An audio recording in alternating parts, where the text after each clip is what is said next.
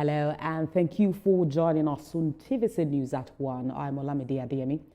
We start off from the National Assembly, where the Senate has commenced the scrutiny of the federal government 2026 to 2028 medium-term expenditure framework and fiscal strategy paper, a key document that will determine Nigeria's fiscal direction over the next 3 years.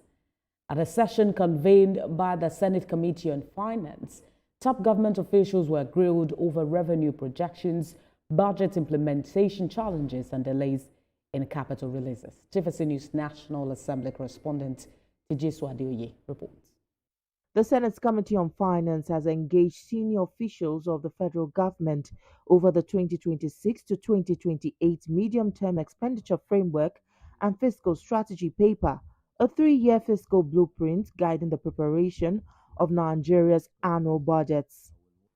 Leading the federal government delegation, the Minister of Finance and Coordinating Minister of the Economy, Wale Edun, briefed lawmakers on the framework as senators raised concerns over delays in implementing the capital components of the 2024 and 2025 Appropriation Acts.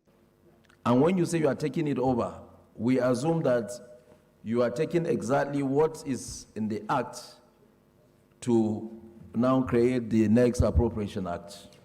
So we need that explanation. Why are you rolling over budget of 2025 to 2026 instead of extension? 70%. Why are you rolling it over? If you start a project and you pay 30% of that project, and in the next budget, that project is not captured, money already spent on it is as good as thrown away. So the logic of continuing, I understand. But the language of rollover, I do not. Several lawmakers expressed frustration over slow capital releases and the implication for national development. The 2024 capital budget that has been finalized and is in the gateway up to September. Funding is available for a portion, and the other portion, the plan is to roll it over to 2026 budget. Responding, the finance minister assured the committee that the full capital components of the 2024 budget has been funded and released, while about 30% of the 2025 capital allocation has so far been made available for implementation. As of the work we've all done, that we've met revenue target, which is annually.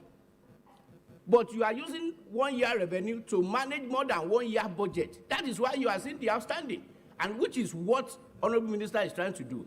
That now let's have a consolidated budget. So because if I have 1 year revenue, let me use it to manage 1 year expenditure. The measures we have taken have implications that were not immediately obvious. The impact of the 22.7 trillion naira securitization is still being felt in terms of interest costs, particularly rising interest costs. The Senate says the engagement is aimed at strengthening fiscal discipline and ensuring economic stability as Nigeria prepares for future budgets. Tijesu Adeoye, TVC News, Abuja.